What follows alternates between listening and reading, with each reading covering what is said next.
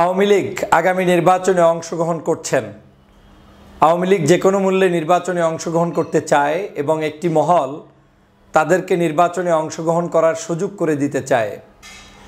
বাংলাদেশে আওয়ামী লীগের এখন যে পলিসি, যেটা আমি প্রায় ৩-৪ মাস আগেও বারবার বলেছিলাম যে আওয়ামী লীগের উদ্দেশ্য হচ্ছে তারা যে কোনো মূল্যে আগামী সংসদ নির্বাচনে অংশগ্রহণ করা এবং যে কোনো মূল্যে সর্বনিম্ন সংখ্যক সিট পেয়েও যদি তারা সংসদে ঢুকতে পারে, এটাই তাদের বিজয়, এটাই তাদের মূল ষড়যন্ত্রের বীজ বপন শুরু।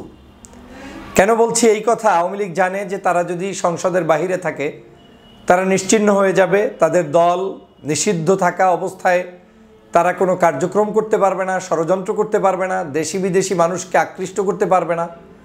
যে কারণে তারা তাদের প্রয়োজনে শেখ হাসিনার নাম বাদ রেখে, শেখ পরিবারকে বাহিরে রেখে, এবং সেটা যে প্রয়োজনে বাদ রাখবে কিংবা বাহিরে রাখবে সে এমনটা নয়, বরং শেখ হাসিনার পরামর্শেই এই কার্যক্রমটা তারা করে যে কোনো একজন তৃতীয় ব্যক্তিকে, ধরেন সাবের হোসেন চৌধুরী কিংবা অন্য XYZ তাদের আওয়ামী লীগের নেতা, তাদের যে কারো নেতৃত্বে একটা এগ্রিমেন্ট করে তাদেরকে নির্বাচনের পথে নিয়ে আসা হবে। আওয়ামী লীগ ভালো করে জানে যে আওয়ামী লীগের যদি একটা খোরা, লুলা, ল্যাংরা, চোখ নাই, হাত নাই, পা নাই, কিচ্ছু নাই, শুধু বলা হয় লোকটা আওয়ামী লীগ, ওর জাত পাত বংশ যা আছে সবাই এসে সেখানেই ভোট দিবে। এটা আওয়ামী লীগ ভালো করে জানে।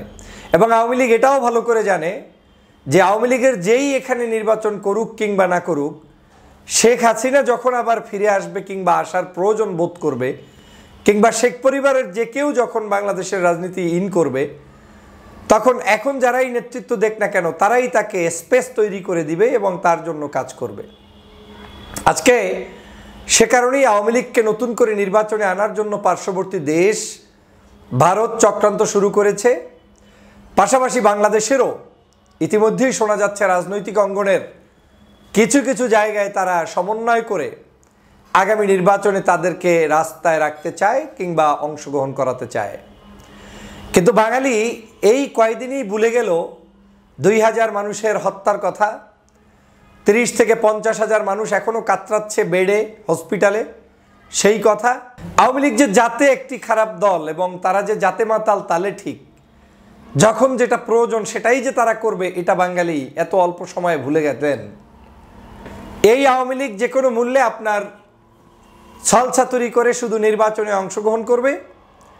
নির্বাচনে অংশগ্রহণ করে তারা যে কোনোভাবে হোক, তারা তাদের ভোট নিয়ে হোক, যেভাবে হোক, ২-৪টা সিট হোক, যা হোক, তারা সেখানে জয়যুক্ত হয়ে আসতে চায়। প্রয়োজনে শেখ হাসিনার আসনে শেখ হাসিনা দাঁড়াবে না, তার দলের একজন নিশ্চিত জয়ী হবে এরকম একজন ব্যক্তিকে সেখানে নিয়ে দাঁড় করিয়ে MP বানিয়ে হলেও সংসদে তারা ঢুকাতে চায়।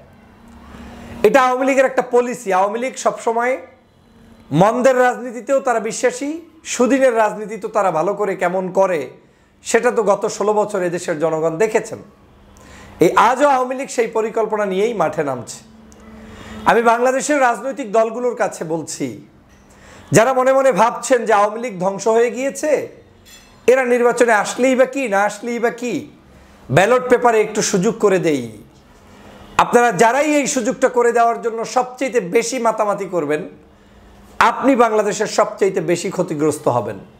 কারণ আপনি যে উদ্দেশ্যের চিন্তা করে আওয়ামী লীগকে প্রতিষ্ঠিত করতে চান, সেই উদ্দেশ্য আপনার জন্য হিতে বিপরীত হবে। আওয়ামী লীগের ভোট ব্যাংক যেটা থাকবে, সেই ভোট ব্যাংকটা আজকে যখনই তাদের এই খুন খারাপির এত অপরাধের পরেও তাদেরকে সুযোগ করে দিবেন, ওরা যারা খুনি, তারা তো এই খুনের বদলা, খুনের জন্য যে শাস্তি সেটা আওয়ামী লীগ দিতে যাবে না। তারা তো খুন করলেও জায়েজ মনে করে, না করলেও জায়েজ মনে করে। তারা তো তাদেরকে একটা ধর্ম বানিয়ে ফেলেছে। অতএব তারা যারা অনুসারী, তারা তাদের প্রার্থীকেই ভোট দিবে। যেটা ক্ষতি হবে সেটা হচ্ছে বাংলাদেশের গত 15 বছর পর্যন্ত যে জুলুম অত্যাচার করে নিপীড়ন করে বাংলাদেশ থেকে এই দলের নেত্রী পালিয়ে গিয়েছে, সেই যে একটি চোরার দল, এই দলটাকে আবার আপনারা প্রতিষ্ঠিত করার একটি সুযোগ করে দিবেন। এবং এটাই আমাদের জন্য ভয়াবহতা যে আমাদের দেশে এত বড় একটা গণহত্যা হওয়ার পরেও তাদেরকে নিয়েই আবার আমরা টানাটানি করছি কিংবা তাদেরকে সুযোগ করে দেওয়ার জন্য দৌড়ঝাঁপ শুরু করেছি।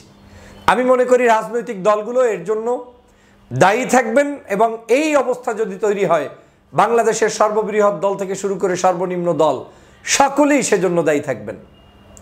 কারণ এদেশের জনগণ 5ই আগস্ট শেখ হাসিনাকে তাড়িয়েছে, শেখ হাসিনা বাংলাদেশ থেকে পালিয়েছে, তিনি তার রাজনৈতিক জায়গাটার অবস্থান ক্লিয়ার করবেন, কোথায় থাকবেন কি থাকবেন না এটা আমাদের দেখার বিষয় না। তো যেই দলের নেত্রী বাংলাদেশ থেকে পালিয়ে যেতে পারে সেই দল তো বাংলাদেশে বিচরণ করার কথা না, নতুন করে আসার কথা না, তিনি তো পালিয়ে গিয়েছেন।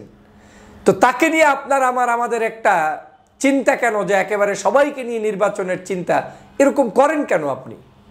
15 বছর পর্যন্ত অনৈতিকভাবে বাংলাদেশে ভোট করেছে, তারা এককভাবে ক্ষমতায় থেকেছে, আগামী 15 বছর এই আওয়ামী লীগকে ধারে কাছেই ভেটতে দিবেন না। 15 ইয়ার্স পরে আপনি আওয়ামী লীগের সাথে আপোষ করবেন না, ততদিনে তারা ক্ষমা চাইবে, নতুন প্রজন্ম আসবে, সেই সময় পর্যন্ত হাসিনা থাকবে না। সেই ইস্যু যখন আসবে তখন আপনি জাতির প্রয়োজনে, দেশের প্রয়োজনে নতুন মোড়কে ভিন্ন কিছু আসবে। কিন্তু এখন এই বছর কোনো মূল্যে আওয়ামী লীগকে নিয়ে আসা যাবে না। যারা এই কাজটি করছেন তারা কারো দালাল হিসাবে খপ্পরে পড়ে, কিংবা কেউ আপনাকে বুঝিয়েছে যদি আওয়ামী লীগ থাকে তাহলে আমাদের এই উপকার, এটা করে একটা ওদেরকে রাখতে হবে, রাখা দরকার, এরকম একটা সেটআপ আপনার মাথার ভিতরে কেউ ঢুকিয়ে দিয়েছে। কিন্তু আমার সেটআপ বলে আপনি আওয়ামী লীগকে রাখলে বাংলাদেশের সব রাজনৈতিক দলই কম বেশি ক্ষতিগ্রস্ত হবেন, আর সবচেয়ে বেশি ক্ষতিগ্রস্ত হবেন যারা ক্ষমতায় যেতে চান আপনারা। এই আওয়ামী লীগ যে খুন করেছে, যে গুম করেছে, যে আয়নাঘর প্রতিষ্ঠা করেছে, যে অত্যাচার করেছে, জুলুম করেছে, সেই জুলুম তো এদেশের পূর্বের কোনো রাষ্ট্রপতি করে নাই। দেশনেত্রী বেগম খালেদা জিয়ার ক্ষেত্রে আপনি একটা দেখাতে পারবেন যে গণহত্যার দায়ে তিনি অভিযুক্ত, কিংবা এছাড়া অন্যান্য যারা ছিল বিগত দিনে তাদের মধ্যে কম বেশি ছোটখাটো অপরাধ থাকতে পারে, কিন্তু এরকম বড় ধরনের গণহত্যা ছিল না। এমনকি যেই এরশাদ সাহেবরে আমরা স্বৈরাচার বলি, সেই এরশাদ সাহেবের অবদানটা কি এই হাসিনার চাইতে কম না বেশি জাতির ক্ষতি করার জন্য, সেটা বলেন।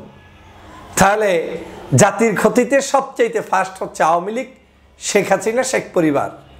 এই পরিবারকে নিয়ে মায়াকান্না করে নতুন করে এখন ভিন্ন নামে, ভিন্ন চরিত্র, ভিন্ন নেতা দিয়ে আপনারা প্রতিষ্ঠা করতে গিয়ে বাংলাদেশের জনগণের চিন্তা এবং আদর্শের সাথে আপনারা বেইমানি করছেন। যারা এটা করবেন এখনো সাবধান হয়ে যান। আওয়ামী লীগকে কোনোভাবে এই দেশের রাজনীতিতে নির্বাচনে আসতে দেয়া যাবে না, এটার একটাই ইস্যুতা, সেটা হচ্ছে তারা গণহত্যা চালিয়েছে, আর কিচ্ছু দরকার নাই।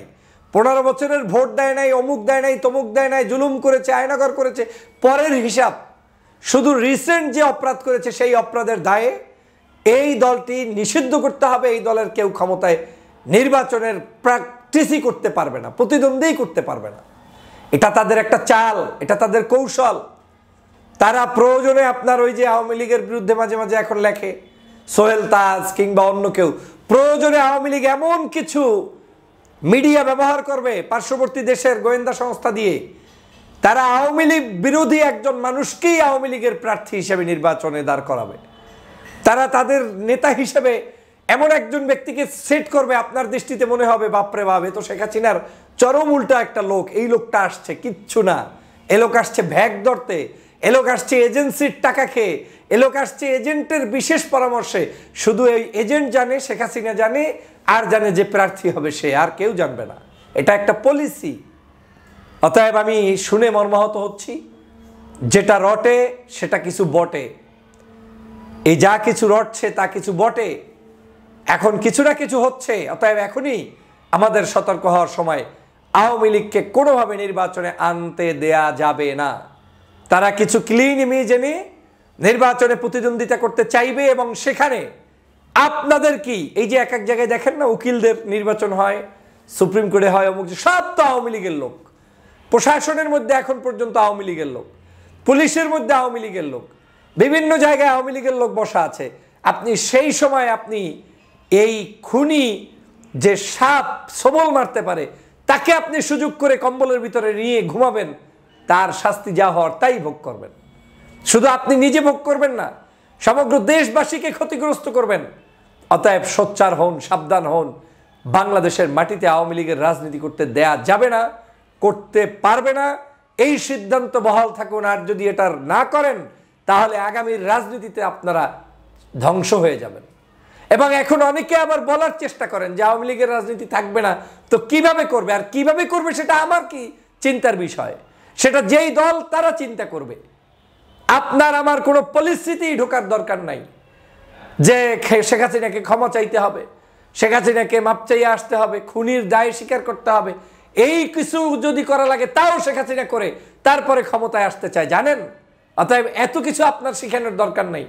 আমাদের এখন দেশের জন্য দরকার আওয়ামী লীগ মুক্ত বাকি যারা আছে তাদের মধ্যে ঐক্য, এবং সবাই মিলে একটি সুন্দর নির্বাচন করে যে ক্ষমতায় আসবে আমরা তাকে ওয়েলকাম জানাবো।